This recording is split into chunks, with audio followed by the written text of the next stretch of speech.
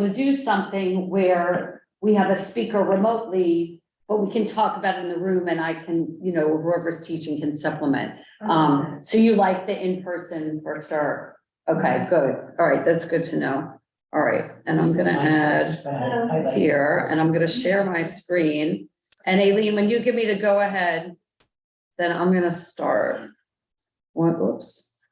There we go. Once. Okay. There we go. All right. You probably have 1 minute before the stream actually starts. Okay. Right. So how was the concert, Susan? Oh my gosh, how fabulous. Oh, yeah. Yeah. You're welcome. Such a good time. Mhm. In case you couldn't tell. In case you couldn't Really tell. fabulous. Well, it was very lovely. We Fabulous. just had, we had all had such a good. I don't know if you all know each other too. So if you want to just quickly say your names, I know there's people on Zoom too, but Maddie, Martha's in the restroom, I think. Maddie. Sandy. Barbara, Sylvie, this is Susan. Okay. Bob. Bob and Rabbi Jessica, fabulous. All right. And I want to thank Aileen Spilka, who is our amazing producer. We love Aileen. And then I'm just going to take a glance. So there's those watching on YouTube as well. So for those who are online, it's great to see you. We are, so for with the Shavuot Omer piece and the counting of the Omer, what we started to do is do what's called hybrid, which is definitely, come on and sit down. We did something called hybrid, which is, I think, how a lot of things are going to be for a lot of time. Now, not everything, like for example, the concert at Temple yesterday was all in person. And you know, for whatever reason, and then some things are all online.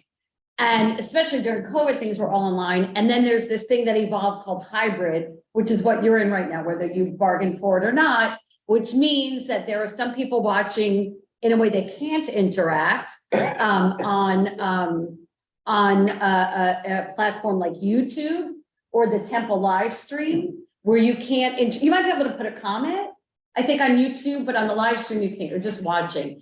So that's, I guess, passive interacting. Then there's active interacting. What's that called? Zoom. Okay, so I'm just going to show you so you can see. I'll stop sharing for a second that we've got a whole bunch of gorgeous faces in Zoom that's here. So let me do a gallery view so you can see. So these are all people. Oh, I'm doing a gallery view.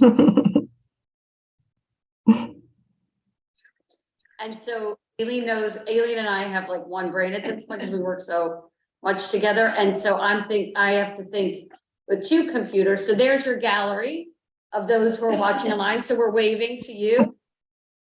See you all. And then there's people watching on platforms that we can't see, like YouTube. So for the near future, and perhaps for, you know, the time being, hybrid is how we're going to do lunch and learn. And I think for the first, there's more people in the room than on the Zoom. And again, we don't know, they can look at the numbers later, but for the YouTube and the live stream, if they're not interactive, they can't interact with them.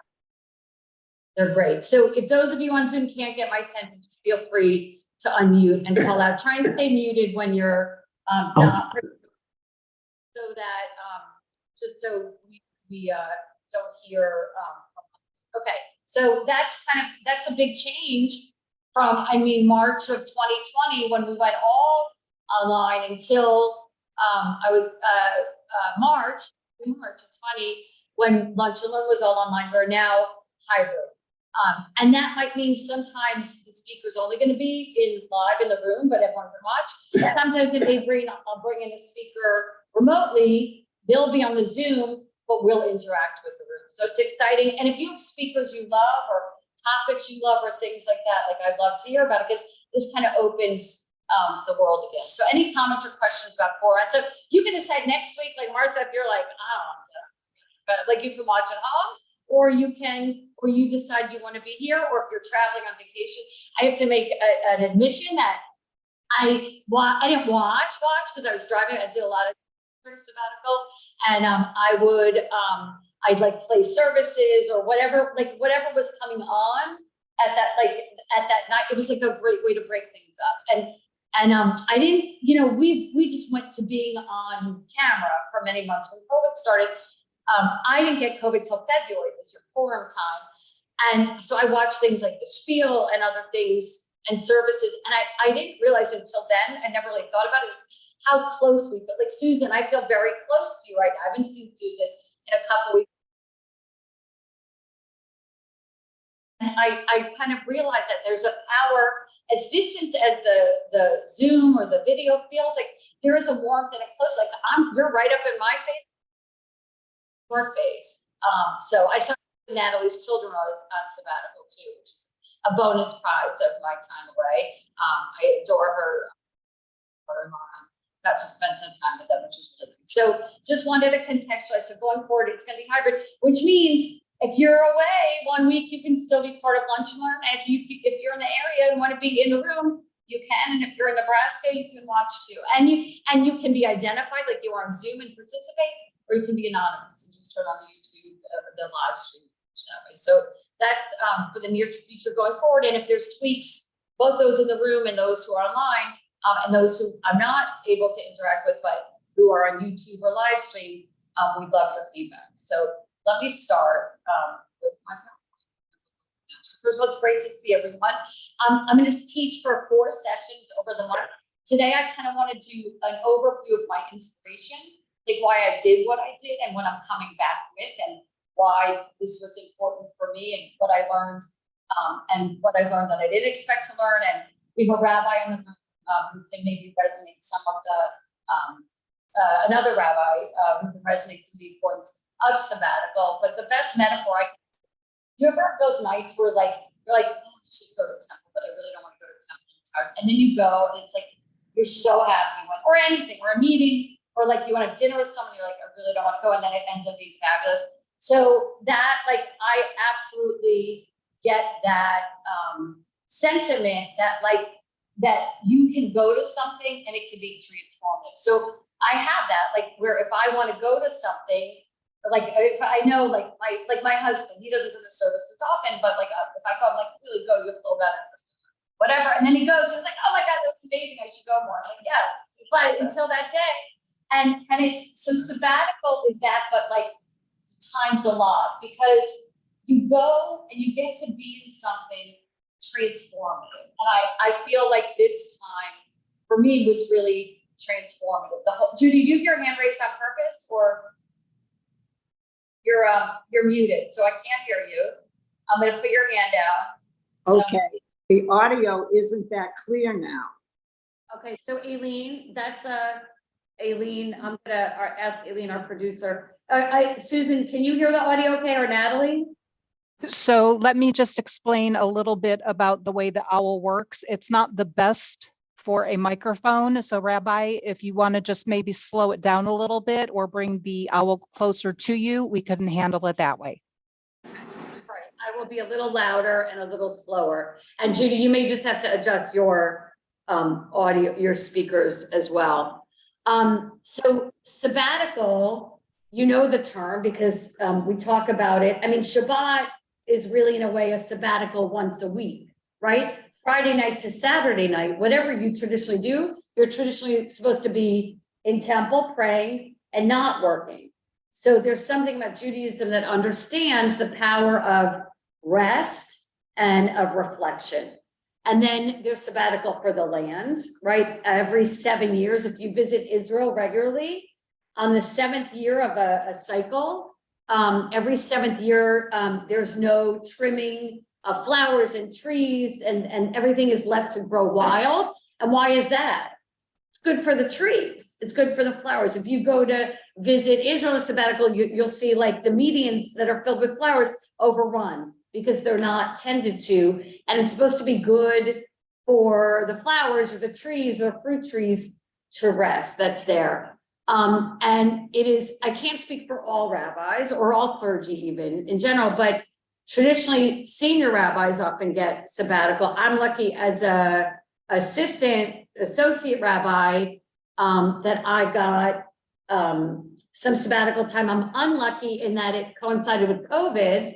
So most of it I just studied here or locally. But for these last 2 weeks that I needed to take, I put together something that for me was really fulfilling. And the biggest lesson I learned from sabbatical, because I don't know whatever field you're in or whatever you think you're supposed to go to or need to go to, but in the rabbinic world, in the Reform rabbinic world, there's conferences a lot of people do or go to together and things like that. And like with this sabbatical, I did what I wanted to do and went to a seminar that I wanted to go to, and I got so much more out of that. So for me, it was a big lesson, like that I shouldn't do the things I think I'm supposed to do because other rabbis are doing it. I will get much more out of something if I do what is going to fill my well. And I live that to the nth degree. Like you can speak, I mean, we've gone to CCR conventions and many of you have been to biennials and things like that, and they're good and lovely, but this was my putting together and I got so much more out of it. So before I go on, any questions? I'm going to talk about what I did, but stop me at any point. Okay. So I did, well, I had a list of 5 things and Rabbi Levin's like, you need to put 2 things because if I do 5 things, I'm not going to get any big thing done.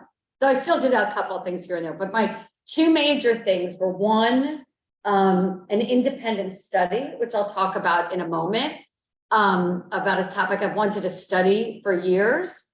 And Judy, is the audio still not good or? It's much better. Thank you. I just didn't talk to him. I did, which I'm so excited.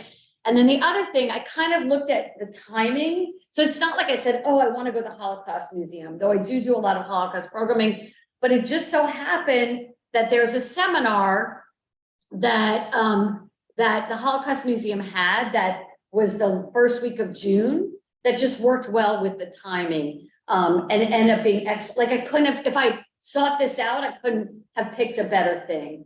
And so I got really lucky. And on the last day I had this experience, I think epitomizes like kind of the heavenly of sabbatical, like the glory of it, the joy of it, and then the re-entry, like coming back to everything, you know, and it all re-entry. And so on the last day of the seminar, I was walking in the car and I had driven the last day to the downtown DC area. The other days I walked, but we were leaving town. And as I'm walking around the front of the museum, this is what I saw. Think about what you saw. And I'm like, oh my God, that is like the perfect like sign to end. It's not a sign I saw all week. And think about what you saw. Like, that's what I need to do. And then I was like, oh my goodness, like, that's amazing. And then I turned to the left to keep walking and I see this. I see this, which is a kid yawning. I literally, this poor kid, now I feel bad because I don't know who she is. And so I see the sign that moves me so much. Think about what you saw. Then I turn, I see a kid yawning and they're walking out of the Holocaust Museum. This is a group walking out. And I'm not criticizing her, but I'm saying like, this is the balance between like, oh my God, it'd be so wonderful to study all these things all these days. But like, it's also a lot.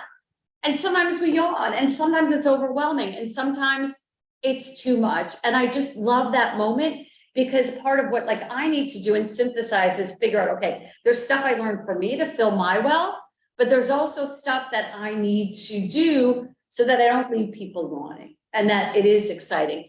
And one of the complicated conversations that we didn't have it a lot, but one of the conversations that we had is how many have been to the Holocaust Museum in Washington, DC? Okay, so almost everyone. It's not so, it's very hard, not just the topic, but it's dark and the exhibits are heavy and it doesn't always draw you in. Now we went through it with a guide, so I got more and they're actually working like very, very, very slowly and very, very intentionally. There's a lot of thought and reflection and even politics that goes into Holocaust portrayal, which I'll talk about at a little bit of time. But the one thing it doesn't do, it doesn't grab you and bring you in. There are moments that does, but it's kind of like, it's something that you kind of plod through. And I've been probably 4 or 5 times. This is the first time when I saw it with a guide, someone who worked with at the museum, I saw it completely differently. But the problem is, most of us are seeing it like this kid. There were a lot of kids with scavenger hunts and things like that.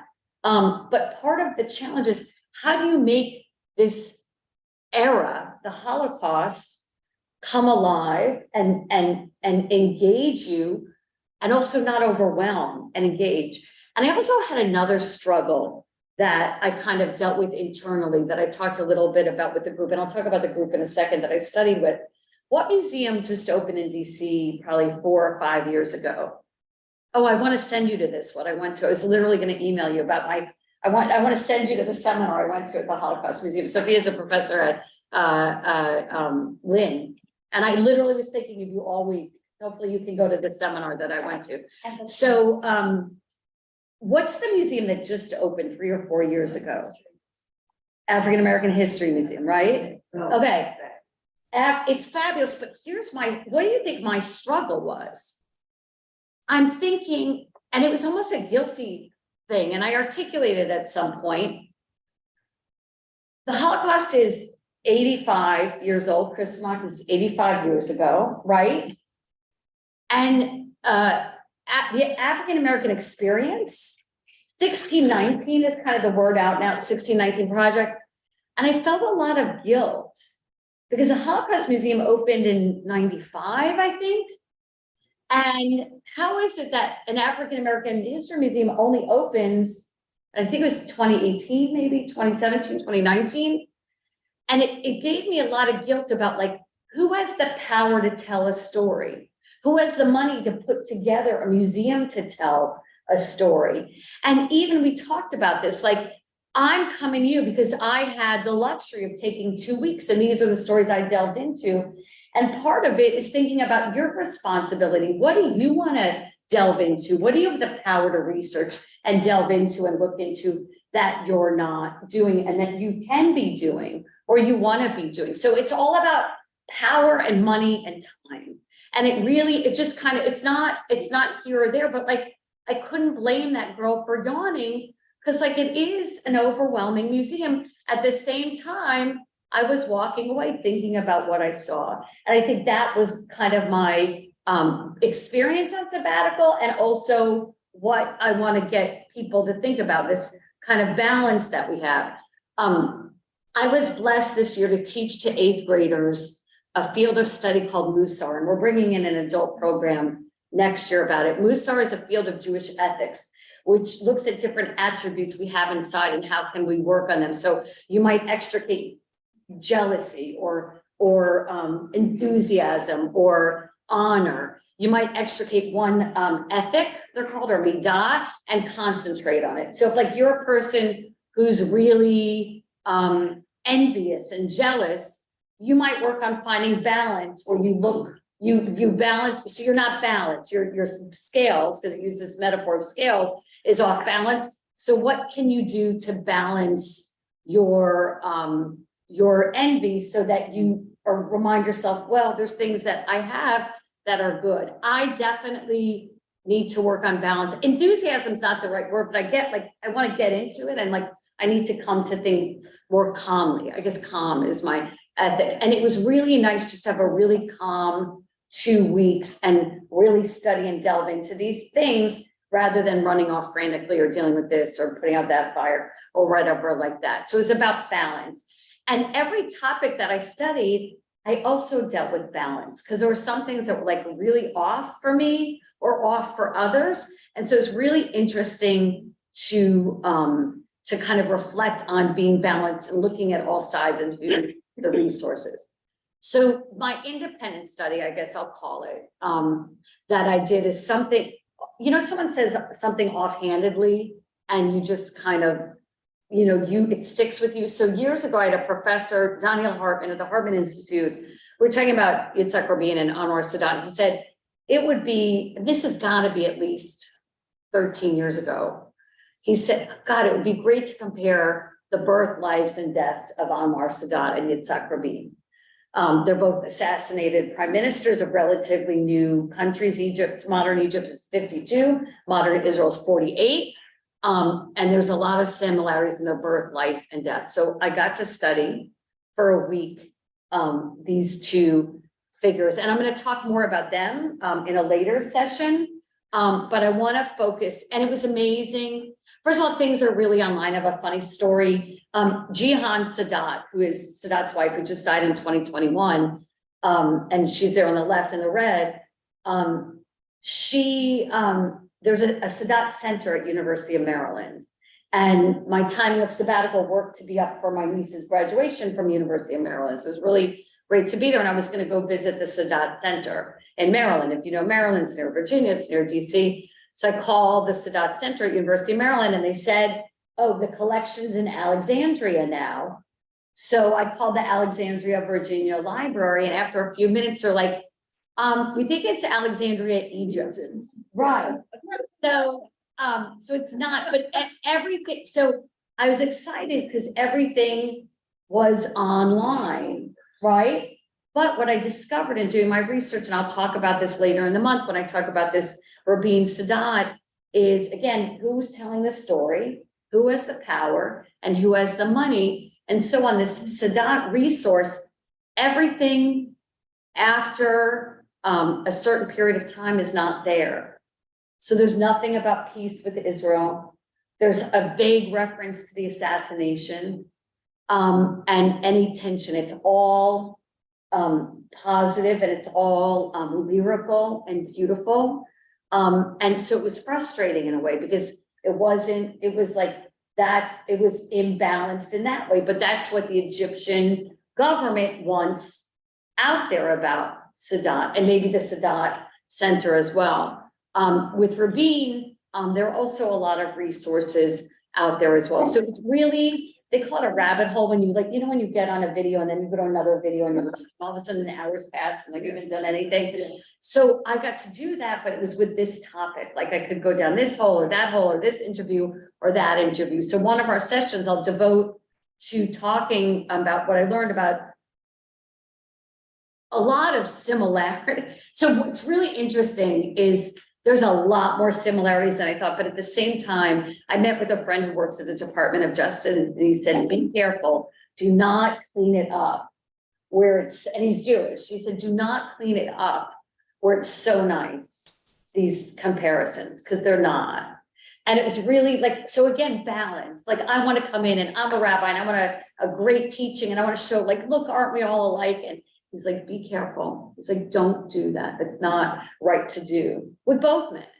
But it's a rabbi coming in looking at Sadat, like, be careful. So again, it's about finding balance. Like I can go in joyfully to these topics.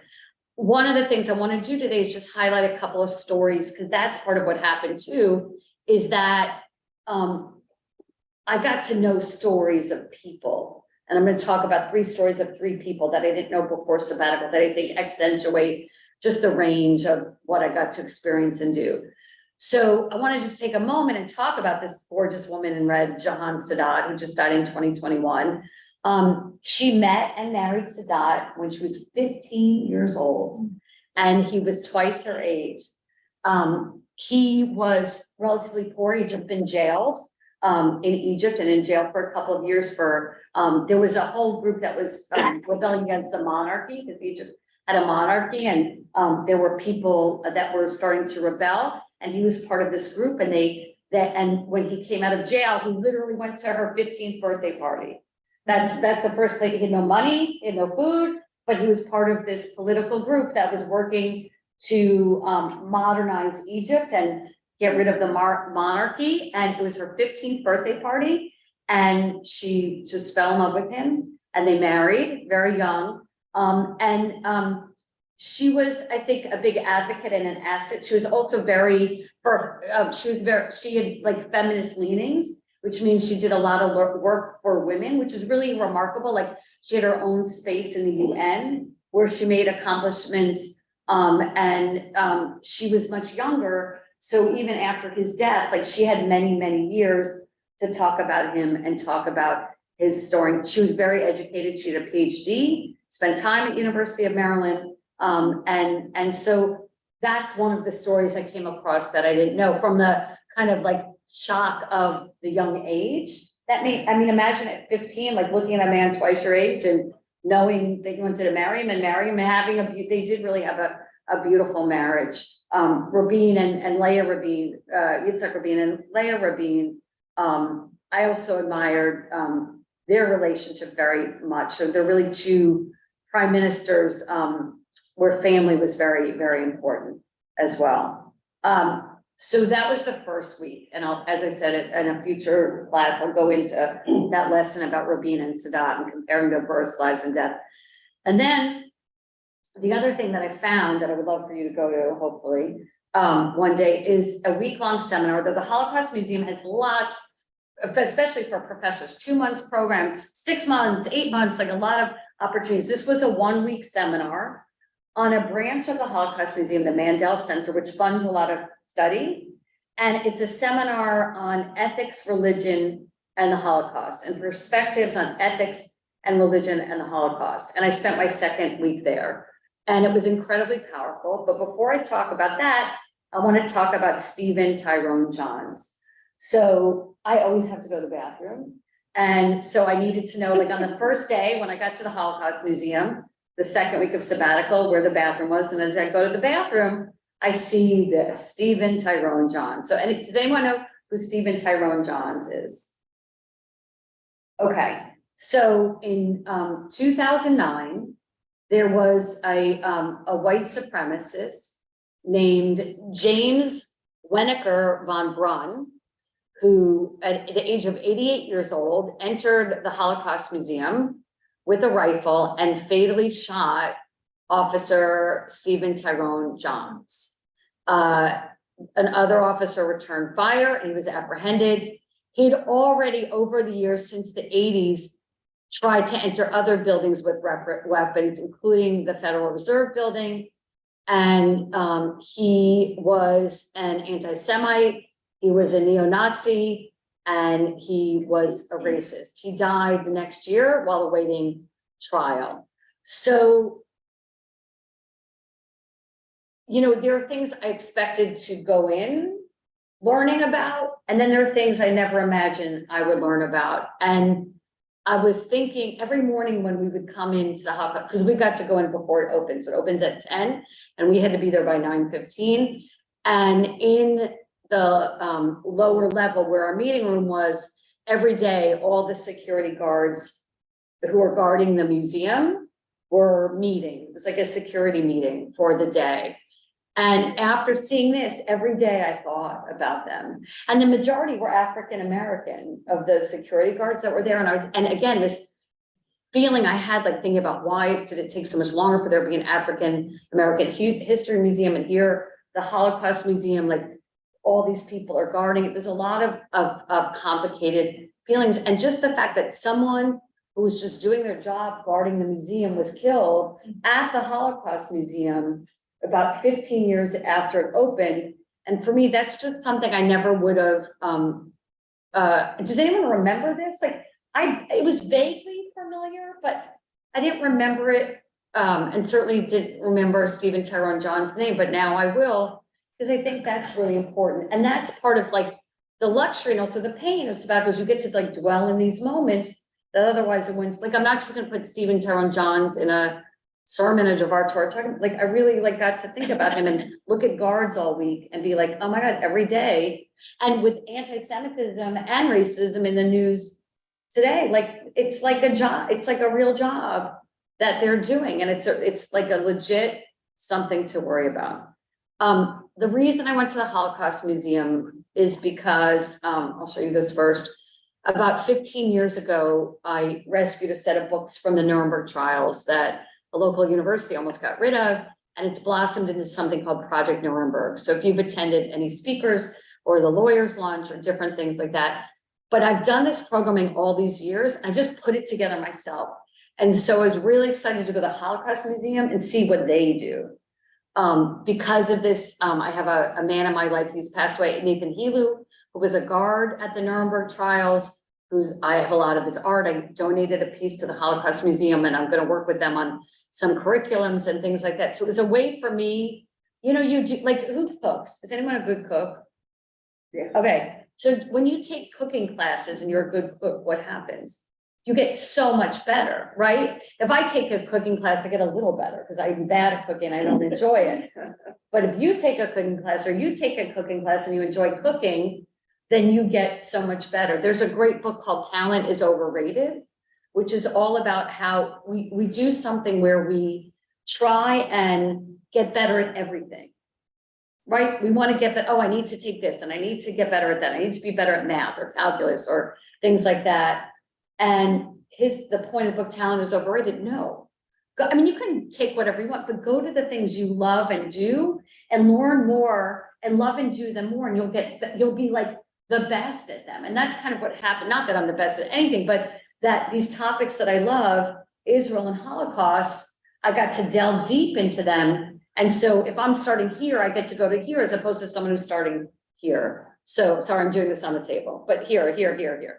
Okay. So it's another thing for you, like things that you love, like do more of them. And rather than like always engaging in something new or feeling guilty, I'm not good at French. Like, you know what? I used to know French, I'm not gonna know French. Better to improve my Hebrew or study more in Hebrew, so we have to like give ourselves a break and be kind to ourselves and say, you know what, like I'm going to do the things that I love. If it's art or whatever it is, like do that for ourselves. So Holocaust studies and Israel studies are a big thing that I love. And this picture, they were so excited for me to see because it's newly installed in the museum. This is all the secretaries who are all female at Nuremberg, at the Nuremberg trials with just tons and tons and tons of paper. I learned a little bit of gossip, a little bit of gossip about Nuremberg. One of the judges banned husband and wives from coming to Nuremberg together. Why? Because he wanted to bring his mistress. So he could tell his wife that they couldn't bring husbands and wives. So he got to bring this is at Nuremberg. So I got a little bit of inside baseball.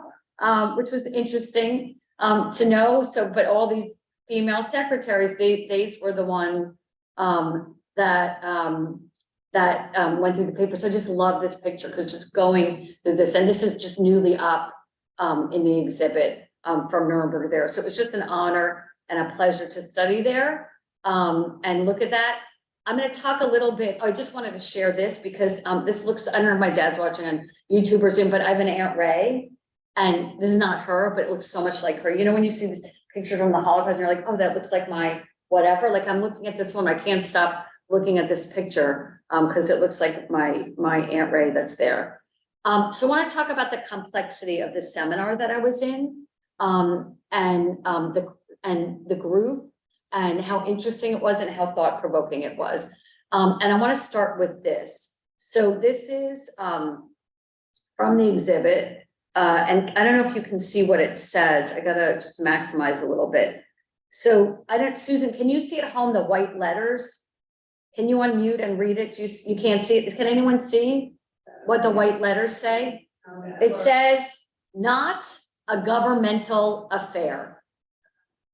And that's what Roosevelt said when there was pressure before Pearl Harbor to enter World War II, that this is not a governmental affair. Now, why is the Holocaust Museum highlighting that line?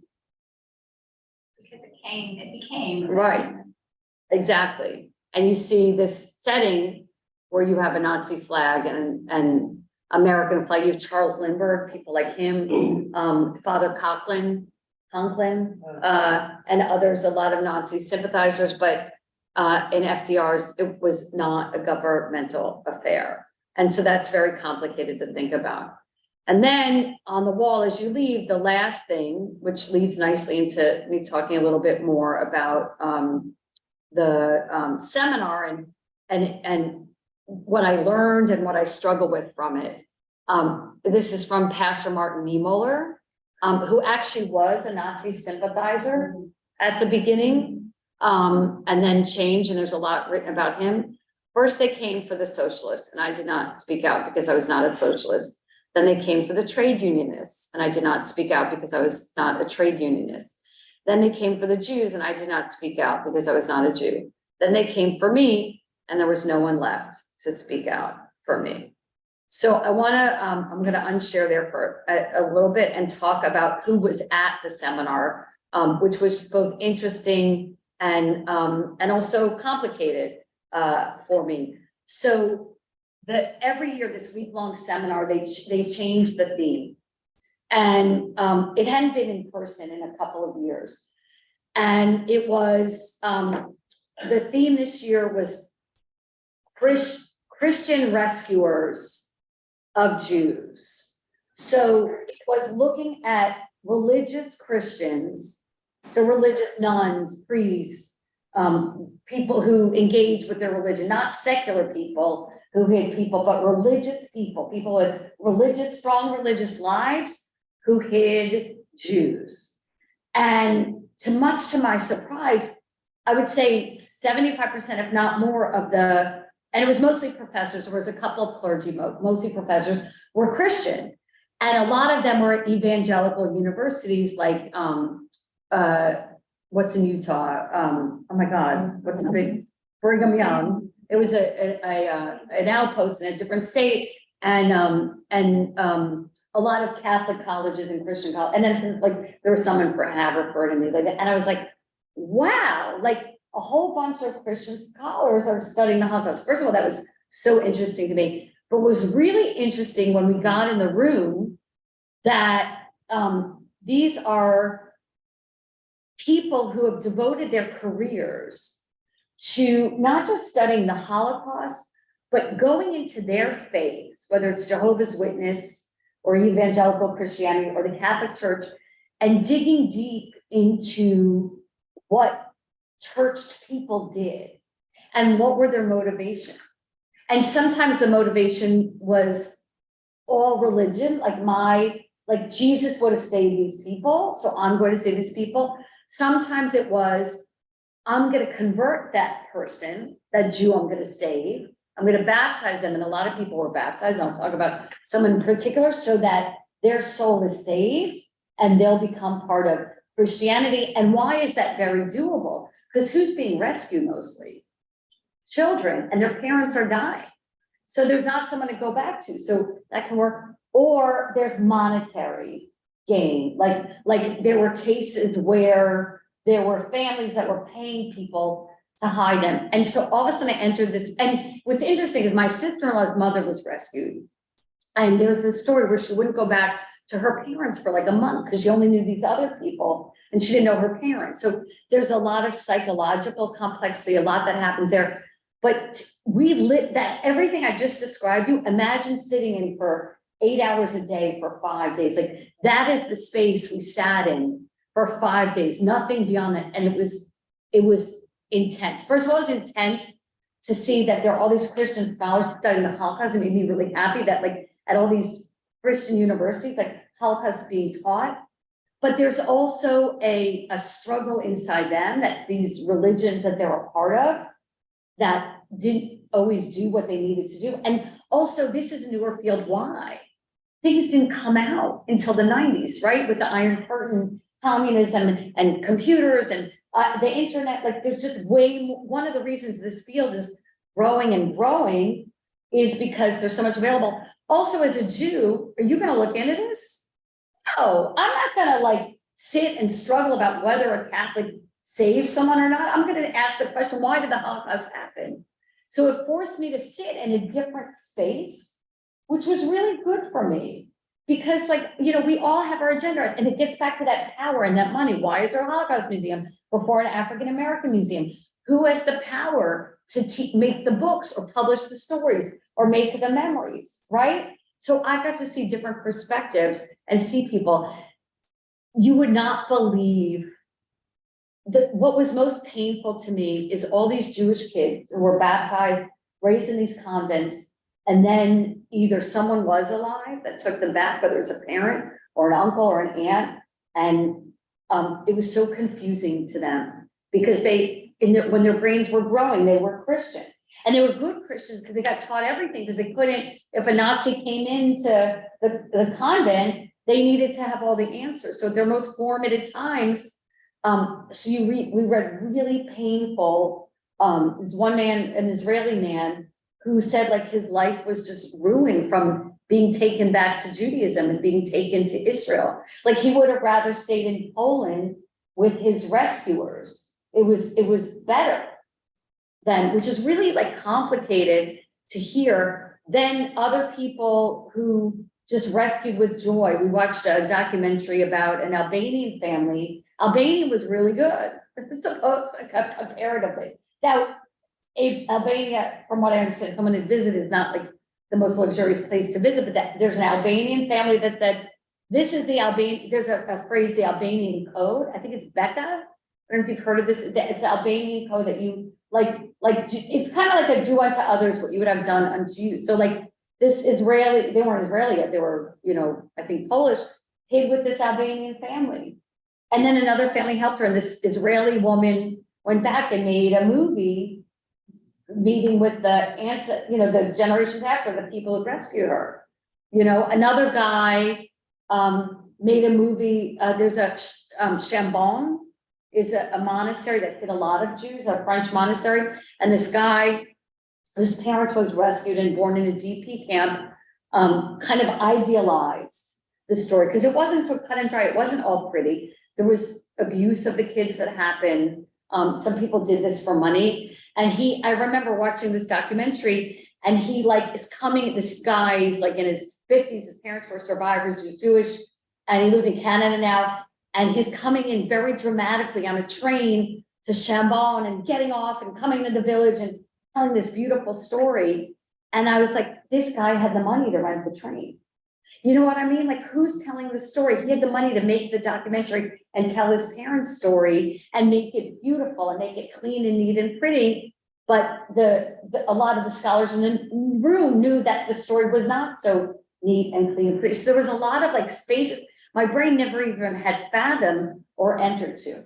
The other thing, what am I as a Jew thinking about as I'm sitting in a room with evangelical Christians and Jehovah's Witnesses? Were you the only Jewish person? There were, I think, 3 or 4. I mean, it was out of like 25. It was really, what am I thinking? So there was a woman, amazing woman, Jehovah's Witness. It's ironic that you were the minority in a Holocaust. Yes, that too. That too. Comments from the, about the ones that baptize the children and that whole thing, with the discussions about. I'm so glad you asked it. So we got this really interesting. So in Judaism, even if you convert to another religion, you're Jewish. You convert out of Judaism, you always come back. And this is the one day I got like almost angry a little bit. So there was a discussion that say a child, so what happened is in some of the camps, there were women birthing babies, like midwives, and they would baptize without the parents' permission, the child upon birth in order to save the child's life. And there was a whole big discussion as is that a forced baptism or not? And does it count as a baptism?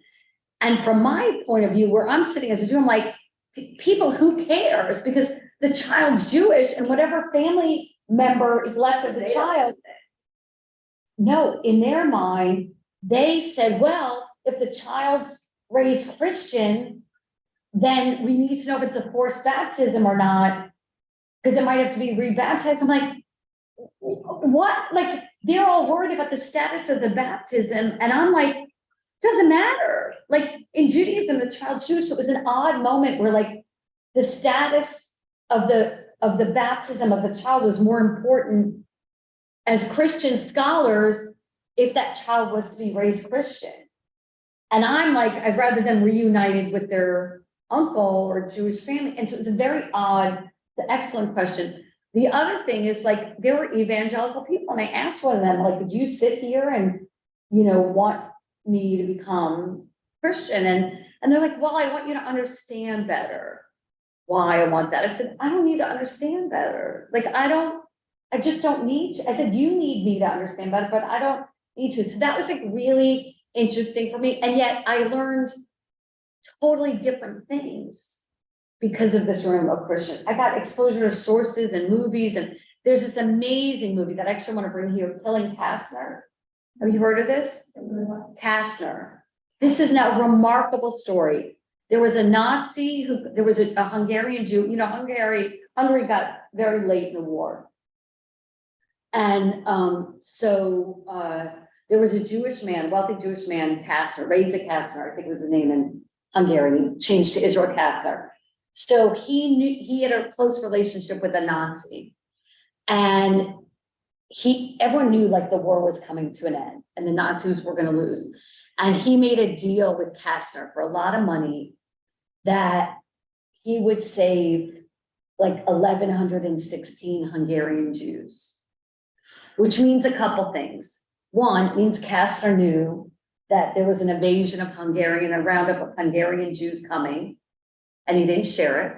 Why? Because who was going to be among those 1,116 Jews? His family, him and his family. And so this is known as the Kastner train. And it wasn't like it was an easy, cushy journey. There were still like camps and miscommunications but they eventually all survived. The whole Kastner train made it to Israel. So now, fast forward, there's a state of Israel. Kastner makes Aliyah in 1950, and everyone hates him because if there were like 400,000 Hungarian Jews, and Kastner had information and ability to save. Natalie, go ahead. You gotta unmute. I think you have to unmute, I think. Press the space button, the space bar. You'll unmute. Wait, you gotta unmute. Let me see if I can unmute you. Hold on. You're still muted. Mute again, sorry. Go ahead now. Go ahead. Okay.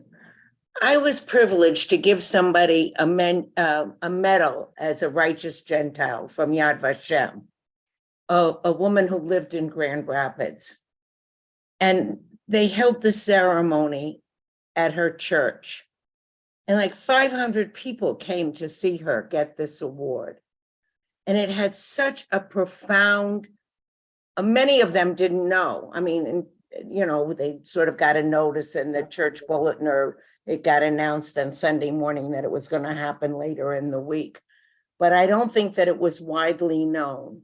And people were so overcome by the magnitude of what she had done. It was really thrilling to be there. And I know, like, I don't remember the woman's name. I felt bad because I met some Grand Rapids people along the way. But you know, I'll never remember the afternoon, and anybody who was in that room that day will never forget it. So Incredible. Natalie raises an important point that we actually discussed, and it's important for me to remember about the Christian professors. Someone like 3 or 4 times a month, Yad Vashem gets a request for a righteous Jew, a Jew who saved. Like, why do we only acknowledge the righteous Gentiles, not the Jews?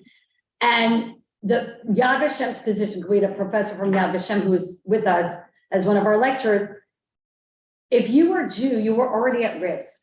So rescuing another Jew is like, you're already at risk. If you're a Christian and you go out, or a non-Jew, and you go out of your way to rescue, then there's a righteousness. You're choosing to put your life on the line. So Natalie's, and for me, that was also a big point of appreciation for me, for these Christian professors. Like, there's a million things that they could have studied, but they're studying this. And like Natalie said, like bringing to the church, or bringing to go to church, or bringing to Christian students a part of history they might not otherwise do. So it's a very important and wise thing. Thank you. I'm so glad you brought that up. So back to Kastner. I don't understand. So is it about saving a life? There's a process. So there's a process. So righteous Gentile, there's a process to apply. And everybody's different. That's the thing. There's not, I mean, that's part of my big takeaways. There's not one overall reason people rescued. And there are also many people. And one of the Yad Vashem's problems they struggle with is, what if there was a rescue, but it failed and people died? Do you still acknowledge? Anyway, back to Kastner quickly, just because it's something. So Kastner made Aliyah, and then he was assassinated in, was it 53? I think, he was assassinated because he became for people a symbol like of hierarchy, like why, again, getting back to wealth and power and money and hierarchy. Kastner kept secret this invasion that was coming and this roundup of Hungarian Jews, but his train got out. And so it just shows like and a lot of the scholars, this is like a famous story in the rescue world. It's so interesting. If you know Israeli politics, his granddaughter is Meirav Michaeli, who's a very famous, I don't know if she's in the Knesset now, but a famous former member of Knesset. So that was just really, I mean, you talk about like unanticipated byproduct of sabbatical, just being the gift of being in the room with these Christian scholars. Because I see sermons everywhere, this really great thing happened at the end, which kind of is where I want to sum things up about how important this is. So I drove because it was easier to have the car, and for some part of the time, my whole family was with me. Sometimes just my daughter was with me. So we stopped. My mom said, "Stop at Fort Sumter on the way back because we're going to Charleston." So Fort Sumter is where the first shot of the Civil War was fired. And you think about Civil. Down to South Carolina. Well, if you have to You're drive coming from back. Florida, yeah, if you drive from Florida to DC. So we have this amazing guide, the most incredible parks guide I've ever seen. And she talked about Fort Sumter, and she said something at the end that I think I've never heard truer words spoken. So at Fort Sumter, this is the flag, the American flag that was taken down, you know, when the Union surrendered after in April of 1861, after 2 days of battle. And then there was a ceremony on April 14th, 1965, after the war, with Confederate and with Union soldiers to raise the flag. And it was a beautiful ceremony of bringing together of the Union and Confederate soldiers at the end of the Civil War. There's only one problem. It never got any attention because do you know what happened on April 14th, 1965? 1865. Abraham Lincoln was shot. And so it never got any attention. But it happened on this day. Well done, you. I didn't know they, and so, but she said something, I've never heard truer words. She said at Fort Sumter, 4 years of division took decades of healing.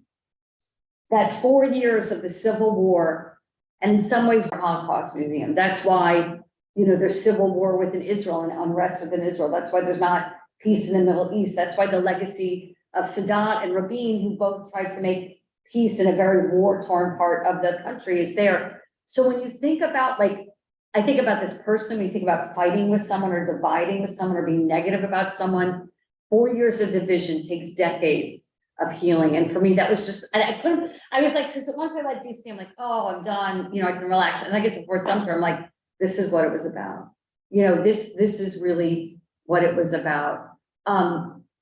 The last thing I want to show you, just because I love art and I love displays, I love museums. It was really interesting to kind of see how the Holocaust Museum illustrates things. So there's a wall, above this wall is the amount of visas that were open for people to come to America. There were quotas from different countries, and the quotas were hardly ever fulfilled. So like you could have like 30,000 available visas for West Germany, but only 5,000 or 10,000 would be used. So they show with these graphics how many unused visas, but then on the floor with these suitcases, each suitcase, I think, represents 10,000 people on a waiting list.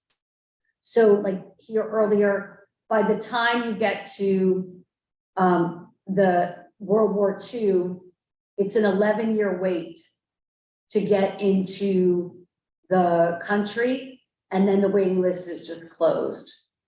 So, and then I just was fascinated, like, this is carpet with the suitcases on it. Like, just again, that time to go into these places and dig deep and look closely, get perspective, like, how are they illustrating? And what happens is, so in like, say 1890, there might be 5 suitcases. And then like, you know, 1920, maybe there's 15 suitcases. By the time you get to 1939, the suitcases are on the carpet from there all the way to the other side of the room. So they had to get special carpet made at the Holocaust Museum with these suitcases on it, but it's so visually impactful that you see. So it's just like about different ways of seeing things and sharing things. And the last thing I want to end with is, okay, this is what I want to end with, because I think what I tried to do today is with Stephen Tyrone and with Jihan Sadat and now with Abraham Foxman to show that one of the advantages of taking time to study and dig deep is you get to learn people's stories and people whose stories you thought you knew and you didn't know. And so I'll end with this. So this is Abe Foxman. Anyone, so what do you know about Abe Foxman? Head of He's the ADL. head of the, he's the emeritus head of the ADL. We just had Jonathan Greenblatt here in October, his successor, right? That's what I knew about Abe Foxman. I knew he was a big Jewish leader. I was excited to see him. I was like, oh, I know who he is, as opposed to the other Christian scholars who probably have no idea. I didn't know who Abe Foxman was.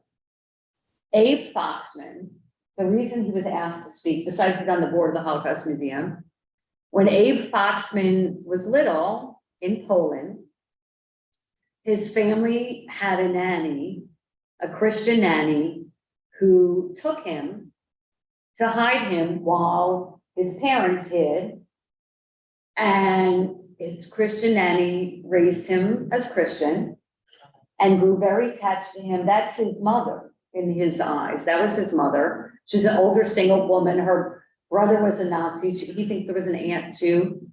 At the end of the war, when his parents survived, they wanted to have a family together where, you know, to thank this woman that she would live with them and be his nanny, and they would be the parents, and she wouldn't give him back. And it went to court. And so, which meant for periods of time, he was in foster care because he couldn't be with the nanny and he couldn't be with his parents. And what happened, the reason it had to go to court is at first they were all living together, but what the nanny would do is report, like say, oh, that man is harassing people at his job, or that man is stealing money, Abraham's father. So she would get him arrested by the police, you know, like spread untrue, you know, rumors about him so that he would get arrested because she wanted Abraham for herself. What country is it in? Poland. Poland. So finally, and the parents they all live together. So, and he had two mothers. He had his mother he was born from, and his mother had raised him. It was very confusing. And he was church. So he, you know, I think of him as so Jewish. He was church. He was, you know, she took him to church. So finally the police said, this has to be settled in court. You can't have this living situation where you're all living together and it's not working.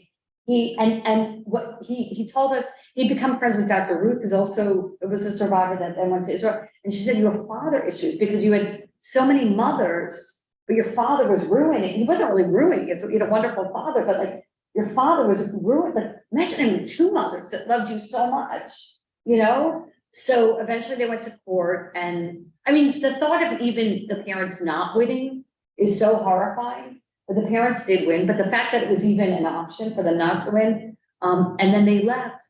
But he said his father was very delicate with them, and for the first couple of years when they came, he would cross himself when they walked by a church. Eventually they came to America, and his father didn't like beat him about it. He just let him ease back into Judaism. But he was this man, I'm assuming he's in his 80s now, and the pain of this rescue that he experienced as a child, you can read on his face. And he was so appreciative and so thankful. And it took me seeing him appreciating this room of mostly Christian scholars for me to appreciate this and to understand that you have no idea what people have been through and the subtleties of rescue and this part of the Holocaust that I never gave attention to because I was only focused on my stuff and what I wanted to study and my story that took people from outside the Jewish world to be a minority. I was also a female minority. It was mostly men it was funny, it was mostly men and mostly Christian, to do this. So it's really eye-opening and really special opportunity. So what I'll do over the 4 weeks, is I'm going to, devote, one of the classes to my study of Rabin and Sadat, which was just really interesting and amazing. And then, we'll look at some of the resources that, I learned, at the Holocaust Museum.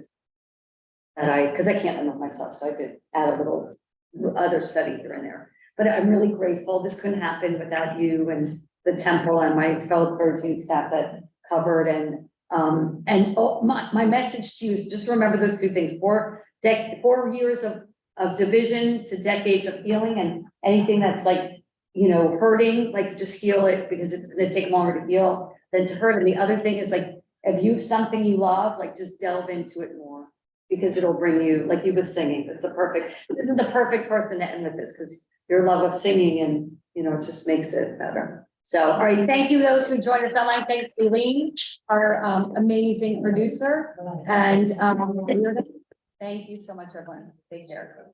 Bye-bye.